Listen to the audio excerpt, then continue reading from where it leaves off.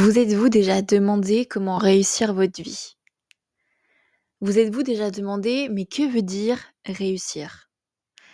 À quel moment je peux savoir si j'ai réussi? Et pour qui je dois réussir?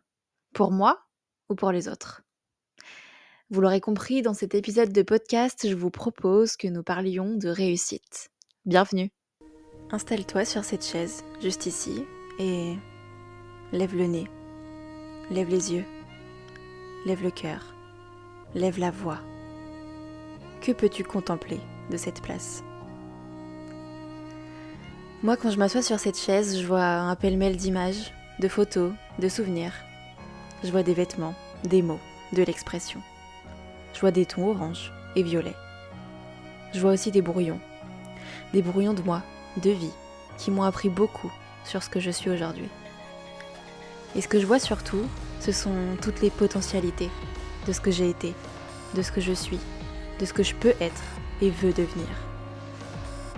Ici, j'ai envie de vous parler de tout ça, de me raconter, me partager, de la mode jusqu'aux mots, et de laisser résonner.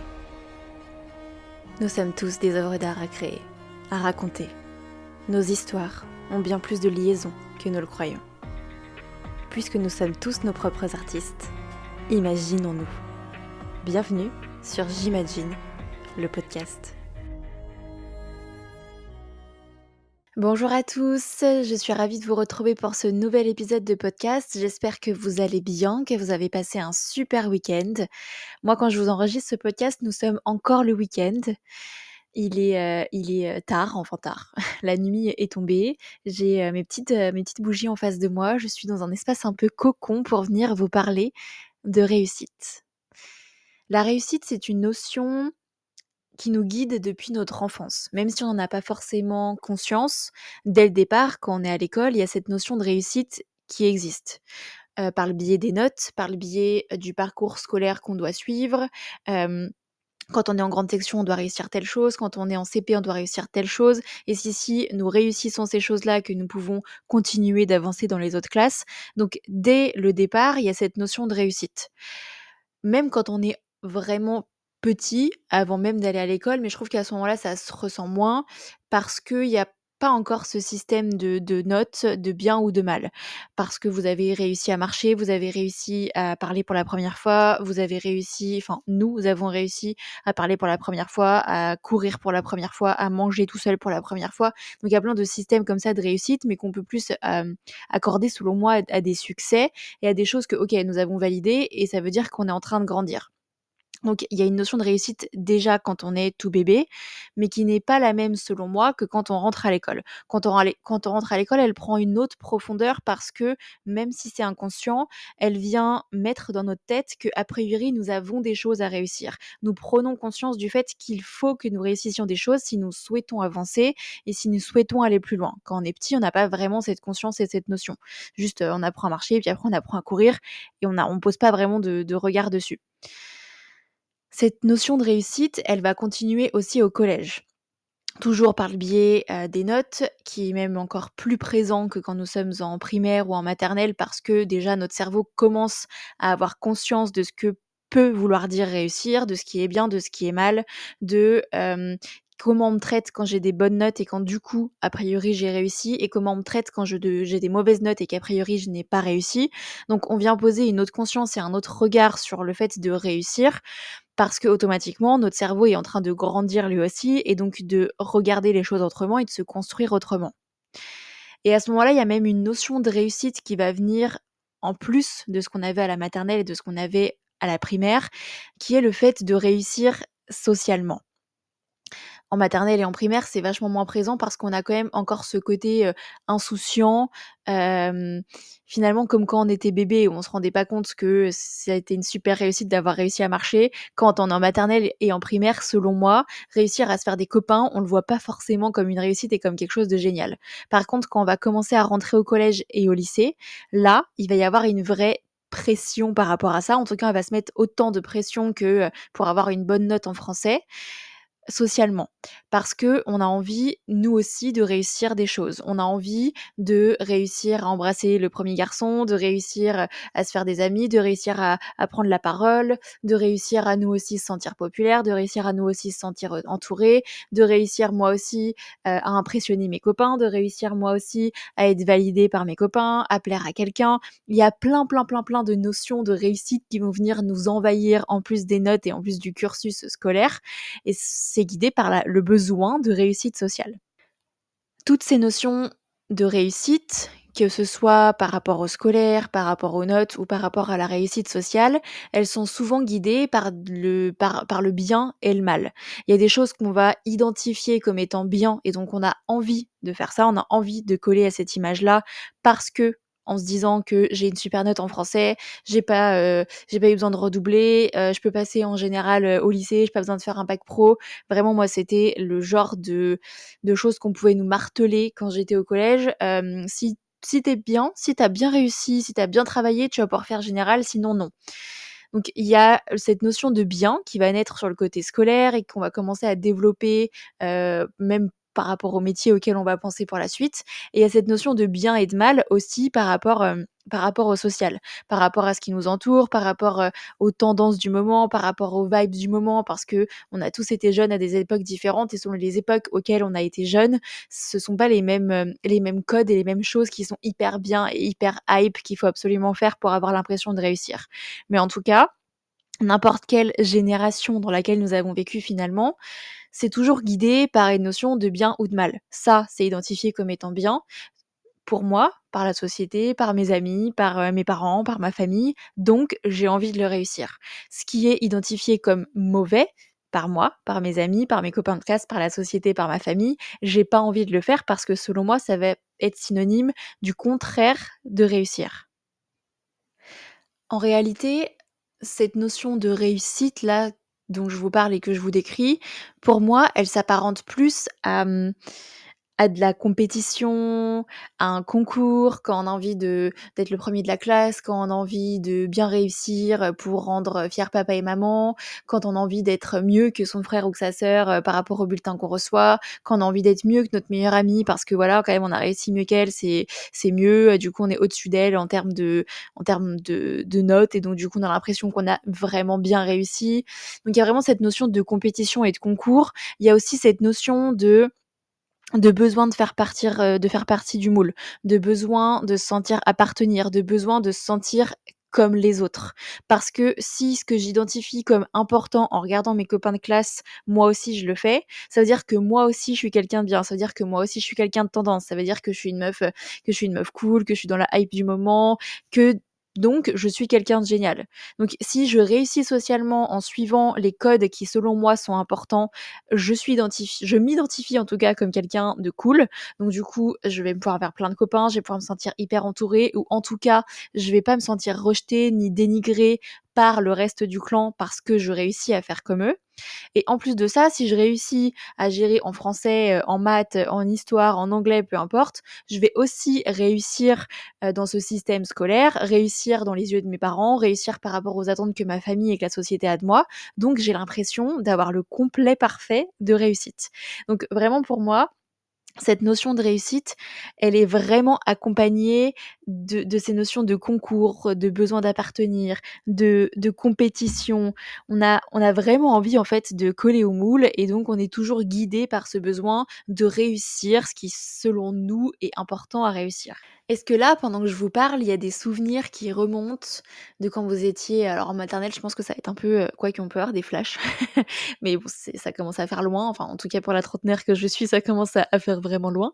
Peut-être que pour vous, c'est moins loin. Après, je pense que c'était il y a quoi qu'il arrive 15 ans, parce que je pense pas que vous ayez, 10 ans quand vous m'écoutez. Mais est-ce qu'il y a des souvenirs qui vous remontent, soit de la maternelle si vous en avez, soit de la primaire, soit du collège, soit du lycée, plein de fois où, soit vous avez fait en sorte de absolument faire cette chose, de absolument être cette personne-là, adopter une certaine posture, porter des certains vêtements, j'en sais rien, et que vous avez l'impression en faisant ça d'avoir réussi et aujourd'hui quand vous posez, ce regard sur vous, vous vous dites: «Ouais bon, est-ce que vraiment je pou». on peut appeler ça une réussite, je ne sais pas. En tout cas, vous vous rappelez très clairement que la vous de ce moment-là, en portant cette simple veste, en ayant réussi à faire cette simple répartie, je ne sais pas, elle avait l'impression d'avoir réussi, mais le plus grand concours, la plus belle chose du monde. Et à contrario, est-ce qu'il y a des souvenirs qui vous reviennent où vous aviez l'impression justement d'être un peu à côté du clan, de ne pas forcément avoir réussi, de pas avoir forcément, rendu fiers vos parents, de pas avoir réussi à rentrer dans un groupe parce qu'il y a certaines choses que vous n'arriviez pas à faire? Vous n'arriviez pas à les réussir parce qu'en fait, c'était peut-être trop éloigné de vous et que vous étiez bloqués, vous n'arriviez pas à le faire. Est-ce qu'il y a des souvenirs comme ça qui vous viennent? Je vous laisse les faire remonter parce que, c'est intéressant, ça va être intéressant pour la suite, de les avoir en tête. Pour moi, le souvenir qui me vient, c'est, je me souviens au collège de, 2-3, nanas qui arrivaient à avoir plein de chéris. Elles arrivaient à avoir plein de chéris, je pense qu'elles ont smacké, je pense que vous avez cette notion, smacké des mecs, avant moi. Elles ont, roulé des pelles. C'est tellement moche, quand j'y pense, cette manière de s'exprimer. On avait tellement envie de faire cette chose et en fait, quand on y pense, c'est moche la manière dont on appelle ça, mais qui avaient fait ça avant moi. Des nanas que je voyais, une semaine avec un mec, une semaine avec un autre, tout ça et donc moi, j'ai essayé de faire pareil. Donc j'ai vécu mes premiers smacks et mes premiers roulages de pelle, dans la cour du collège, voilà. J'ai essayé d'avoir des chéris, mais en fait, je me rendais compte que quand émotionnellement, j'étais pas impliquée dedans, parce que c'était, un mec, voilà, qui me plaisait, forcément j'allais pas sortir avec un mec qui me déplaisait, mais en tout cas, il me plaisait juste comme ça, enfin et j'avais pas de sentiments profonds pour cet homme, enfin pour cet homme, pour ce jeune homme et donc à chaque fois je me rappelle que ça me mettait dans des situations hyper angoissantes. Je faisais tout pour pas croiser ce mec avec qui je sortais. J'avais pas envie de le croiser, j'avais même pas envie d'aller au collège. Ça me mettait vraiment dans une situation de stress parce que sincèrement, je pense que moi, si je suis pas impliquée émotionnellement et si j'ai pas juste un petit peu de sentiments, je n'arrive pas à me mettre avec quelqu'un, même si c'est juste comme ça pour le fun, on va s'échanger, 3 smacks, dans la cour de l'école, on va se tenir la main pendant 3 secondes en allant, à la classe. Je n'arrive pas. C'était au-dessus de ce que j'étais capable de faire. Et encore aujourd'hui, si j'ai zéro sentiment, zéro feeling pour le mec qui est en face de moi, je ne pourrais rien vivre avec lui. Et même en ayant des sentiments, profonds ou en ayant en tout cas un bon feeling et des bons sentiments, une relation un peu légère où je m'implique pas, j'ai vraiment du mal à le faire. Et donc aujourd'hui, la trentenaire, que je suis, qui a compris ça, ce mécanisme que j'ai et qui regarde la moi de 14 ans, 13-14 ans qui avait absolument envie de réussir ça et qui avait l'impression d'être à côté de la plaque, de ne pas être hype, de ne pas réussir sa vie, de ne pas réussir, sa vie de jeune ado, collégienne en ne faisant pas ça. J'avais vraiment l'impression que j'étais quelqu'un de pas du tout cool, que j'étais quelqu'un de pas du tout génial, que j'étais quelqu'un qui était à côté de mes pompes, qui vivait pas ce qu'elle avait à vivre, qui pouvait pas être appréciée, être entourée parce que finalement je ne réussissais pas cette chose que je considérais comme étant bien et qu'il fallait absolument que je réussisse selon moi. Donc ça, c'est ma petite histoire à moi. C'est vraiment la chose qui m'est venue en premier. Si je creuse, je suis sûre qu'il y a plein d'autres histoires. Ça m'amène au sujet suivant par rapport à la réussite, c'est qu'à ce moment-là, quand je regarde cette jeune moi, en fait, elle avait absolument envie de réussir ça parce que dans sa tête, c'était quelque chose qui était bien. On revient à cette notion de bien et de mal dont je vous parlais au début du podcast. Maintenant, peut-être que d'autres personnes dans la cour ne voyaient pas du tout cette manière d'être, cette posture comme quelque chose de bien et donc ne cherchaient pas à réussir à vouloir réussir ça. Je m'exprime un peu mieux. Si aujourd'hui je retournais dans la cour de mon collège, que j'interviewais toutes mes copines de classe et que je leur disais, enfin que je leur demandais tout simplement, «Toi, socialement, ce que t'aimerais être, faire, accomplir pour avoir l'impression de réussir, ce serait quoi?» Il y aurait 1000 et une réponses et je suis quasiment sûre qu'il y aurait qu'une un petit nombre de filles, peut-être une dizaine, j'en sais rien, qui me diraient: «Ah bah moi, voilà, j'ai l'impression d'être super cool, d'accomplir quelque chose, de réussir, ma vie de jeune adolescente et de collégienne quand, je teste plein de mecs, que je sors un peu, que je fais des smacks et tout parce que je trouve ça cool de découvrir la vie de cette manière-là. Et en fait, moi, je regardais ces filles-là parce qu'il y avait quelque chose en moi qui me donnait envie d'être comme elles. J'avais l'impression qu'en étant comme elles, je serais forcément bien, que ça m'apporterait, je sais pas, une certaine place dans le collège, une certaine classe dans la soci une certaine place dans la société. J'avoue que je ne sais pas, en fait, ce que j'avais l'impression que ça allait m'apporter. Mais en tout cas, c'était par mes yeux et par mon prisme à moi. Parce que réussir quelque chose revient à cette notion de bien et de mal, et donc je vais avoir envie de réussir ça parce que j'ai l'impression que c'est bien. Mais il y a plein de biens différents, OK? Et peut-être que ces nanas-là, il y avait même des choses en me regardant moi, parce que moi j'étais un peu, l'élève modèle qui réussissait bien à l'école et assez facilement sans forcément avoir besoin de réviser tout ça. Peut-être qu'en me voyant, elles se disaient qu'elles avaient envie de réussir, à être, je sais pas, autant calme, autant sérieuse et d'avoir des super notes. Parce qu'on a tous des choses qu'on réussit sans même se rendre compte que hyper facilement on les réussit, sans même se rendre compte qu'on n'a même pas remis en question: «Est-ce que c'est bien? Est-ce que c'est mal pour moi?» Juste on réussit à le faire, point. Et donc ça, ce sont des choses qui vont, être remarquées par d'autres personnes autour de nous, et elles aussi vont avoir envie de réussir ça parce qu'elles ont l'impression que c'est bien, donc elles ont envie de le faire. Et à contrario, on va tous avoir des choses qu'on ne réussit pas. Enfin, c'est pareil. Du coup, il y a des gens qui vont être inspirés par des choses que nous réussissons, et nous allons être inspirés par des choses que les autres réussissent, qui nous paraissent bien, et donc on a envie de faire pareil.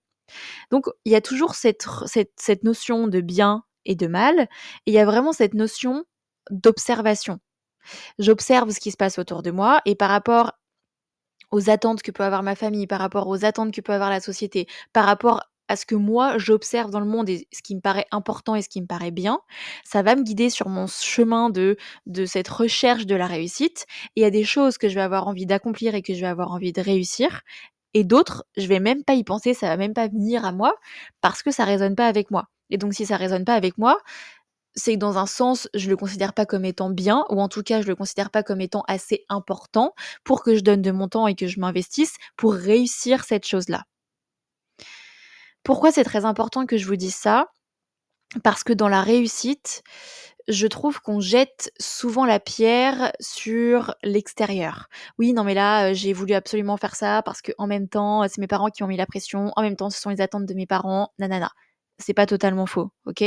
Je Sincèrement, je pense que si on refait un flashback dans la maternelle, le moment où commence vraiment cette sensation de réussite et cette création de compétition, de challenging, chez les enfants, et pas forcément toujours bien, parce que du coup, si on ne réussit pas dans ce cadre et dans cette case de réussite que définit l'école, on va peut-être perdre confiance en nous, on va peut-être se dire qu'on est quelqu'un de pas bien, alors que c'est peut-être juste seulement qu'on a besoin d'un chemin différent pour réussir et accomplir cette chose-là, ou peut-être juste que ce domaine-là et ce secteur-là, c'est pas nous, c'est pas ce pourquoi on est inné, donc forcément on va pas réussir. Donc on va pas réussir à avoir des 20 en maths, on va perdre confiance en nous parce qu'a priori, il y a cette case qui a été créée comme quoi c'est important d'avoir, telle note en maths pour pouvoir passer en classe supérieure, tout ça. Peut-être que juste vous êtes pas matheux, et ça revient à ce que je vous disais par rapport au collège. Il y a des choses que vous réussissez naturellement, il y a des choses que vous allez aller, chercher chez les autres en me disant: «Ouais, ça m'inspire, j'ai envie de le réussir». Donc on est tous plus ou moins forts et plus ou moins bons dans des domaines. Il y a des choses qu'on va tous plus ou moins réussir facilement, OK? Et donc du coup, je suis quand même d'accord avec cette notion que, il y a des normes qui sont, en place dans la société, qu'on a des attentes par rapport à la famille de laquelle vous venez. Selon de la famille de laquelle vous venez, ça va pas avoir la même importance, les études que vous allez choisir, par exemple. Si vous venez d'une lignée de personnes qui ont fait des masters, qui ont fait des doctorats, qui sont, notaires, avocats, tout ça, si vous décidez d'arrêter l'école à 16 ans parce que vous allez réussir dans le domaine artistique, pour eux, vous n'aurez pas réussi. Donc je suis complètement d'accord avec le fait qu'il y a quand même cette notion d'attente, cette notion de normes et cette notion de cases et de codes sociaux qui vont nous demander de nous challenger pour des réussites qui ne sont pas forcément les nôtres. Ça, c'est vraiment une chose très importante. Maintenant, il est aussi important de prendre sa propre responsabilité dans cette quête de la réussite. Parce que si on reprend cet exemple, mon histoire du collège, j'avais envie de réussir absolument cette chose-là parce que j'avais l'impression que ça me donnerait une certaine place socialement. C'était ma vérité. C'était selon par rapport à ce que moi j'observais. C'était par rapport peut-être à une blessure que j'avais besoin de guérir, par rapport à quelque chose que j'avais besoin d'accomplir parce que j'avais l'impression hem, que je serais mieux si je réussissais ça. Peut-être que c'était par rapport à quelque chose que j'avais déjà en moi, mais que j'arrivais pas à accepter. Je ne sais pas. En tout cas, cette recherche de réussite à ce moment-là, elle était guidée par moi. Il y a jamais personne qui est venu me voir et qui m'a dit: «Écoute Morgane, il faut que tu smaques 4 personnes, au collège, sinon tu ne pourras pas passer au lycée». Il y a jamais personne qui est venu me dire ça, OK? C'est juste moi, par rapport à mon observation et par rapport à ce qui résonnait avec moi, ce qui était selon moi important et selon moi bien, qui ferait de moi quelqu'un de bien, que j'ai décidé d'être en quête de cette réussite-là. Donc vraiment, il faut qu'on reprenne notre responsabilité sur ce qu'on a envie ou pas de réussir, parce que c'est nous qui décidons en fait.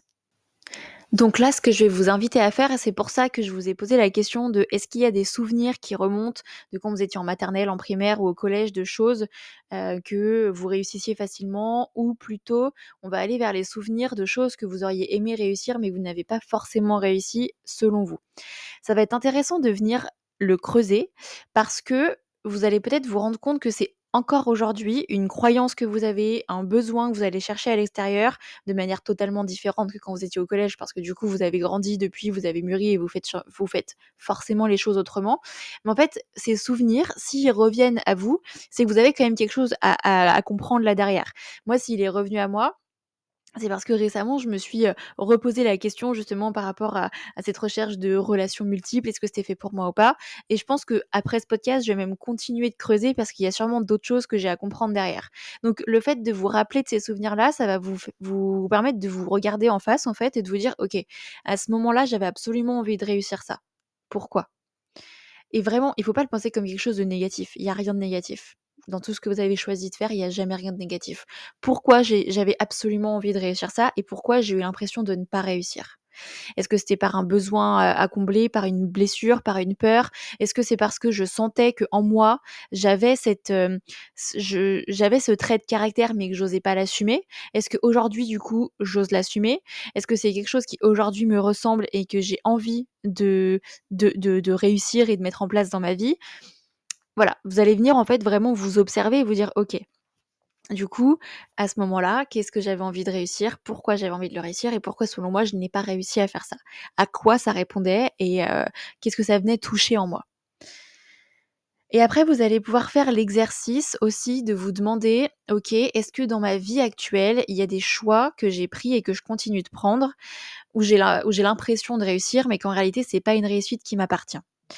Dans le premier exercice, vous allez reprendre la responsabilité de votre réussite pour vous permettre de vous rendre compte que vous êtes responsable de votre vie, que vous avez le pouvoir dans votre vie et que c'est vous qui décidez tout le temps de ce que vous voulez faire ou non. Même si c'est guidé par des blessures, par des envies de faire plaisir aux personnes autour de vous, quoi qu'il arrive, la personne qui se met en mouvement dans votre vie, c'est vous. Donc ça vous permet de reprendre la responsabilité de OK, mes réussites m'appartiennent. Quoi qu'il arrive, mes réussites m'appartiennent, mes désirs de réussite m'appartiennent.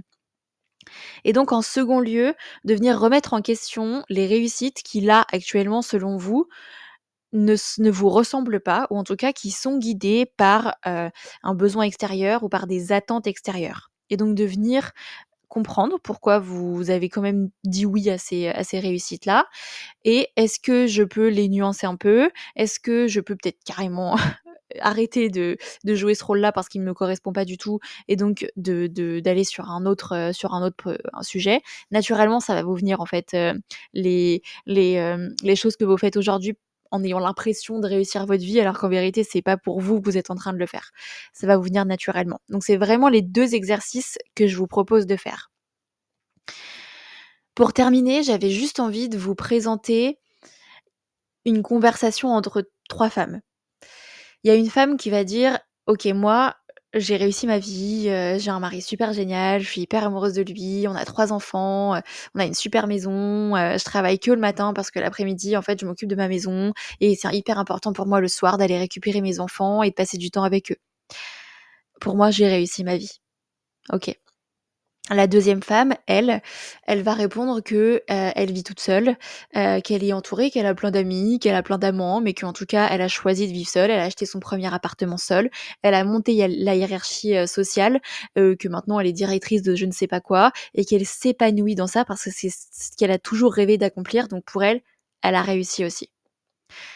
La troisième personne, elle est un peu entre 2. Elle a pas forcément monté la hiérarchie sociale, elle a pas forcément une super place et un super job, elle aspirerait à avoir un job autre. Elle a des amants, elle est un peu entourée, elle aimerait être en couple, mais en même temps, c'est pas une réussite en finalité pour elle non plus. Elle est un peu entre 2. Est-ce que du coup, vous avez l'impression que cette troisième personne n'a rien réussi dans sa vie. Parce qu'elle n'est pas encore arrivée, comme les 2 premières à se dire: «OK, oh là là, moi je vis ça, ça, ça, j'ai l'impression d'avoir trop réussi». Est-ce que pour vous, la réussite, c'est forcément une finalité, un point final, une ligne d'arrivée? Vraiment, c'est une question ouverte. Pour moi, quand j'écoute cette conversation avec ces 3 femmes, je comprends 2 choses. La première, c'est qu'il y a plein de manières de réussir différentes. La femme qui est hyper carriériste, quand elle va écouter, l'autre femme qui est plutôt femme au foyer, elle va sûrement se dire qu'elle, pour elle, ce serait pas une réussite parce qu'elle n'a pas les mêmes valeurs. Encore une fois, on en revient à ce jugement de valeur et à ce bien et mal par rapport à ce que nous, on pense, parce que nous sommes responsables de, notre réussite. La personne qui, elle, vit en foyer, avec son mari, avec ses enfants, qui est trop heureuse, elle va se dire: «Mais l'autre, oh là là, je sais pas comment elle fait pour tout le temps travailler, pour vivre seule», parce qu'encore une fois, dans ses notions et son jugement de valeur à elle, la femme en face d'elle n'a pas réussi. Donc la première chose que moi ça vient me dire quand j'écoute cette conversation, c'est qu'il y a plein de manières de réussir. Et la seconde chose que ça vient me dire, c'est que la réussite, c'est un chemin. Il y a déjà plein de choses que vous avez réussi dans votre vie. Parce que réussite, c'est égal aussi succès. C'est égal aussi, fierté d'avoir, réussi ce projet, d'avoir terminé ce projet, c'est plein de petites réussites. Notre vie est remplie de petites réussites tout le temps. Et donc cette troisième femme qui pour le moment est un peu perdue, un peu entre 2, elle sait pas encore si elle peut dire qu'elle a réussi sa vie parce qu'elle est peut-être pas encore dans le job qu'elle rêverait avoir. Elle a pas encore rencontré, le mec, qui va lui permettre d'avoir le couple dont elle rêve. Maintenant, est-ce que ça veut dire pour autant qu'elle n'est pas accomplie, qu'elle n'est pas épanouie? Pas du tout. Parce qu'il y a cette notion de réussir sa vie, mais il y a aussi cette notion de réussite tous les jours. Vraiment, ces petits pas, chaque jour que vous arrivez à faire pour avancer vers ce qui est important pour vous, ces habitudes auxquelles vous réussissez à vous tenir, dans votre routine sportive, dans votre routine de lecture, je sais pas, peu importe. Des réussites, il y en a plein tout le temps, tous les jours. Tous les jours, vous accomplissez quelque chose et tous les jours, vous réussissez quelque chose. Ça se trouve, ce sera même juste de vous lever le matin, d'avoir réussi à vous lever alors que vous êtes super fatigué. C'est une réussite. Donc en plus des 2 autres exercices que je vous ai proposés tout à l'heure d'introspection qui sont un peu plus profondes, je vous invite à, apporter plus de conscience sur vos réussites tous les jours pour vous permettre de gonfler votre fierté et de gonfler votre estime de vous et de vous rendre compte que tous les jours, mais tous les jours, vous accomplissez des trucs de dingo.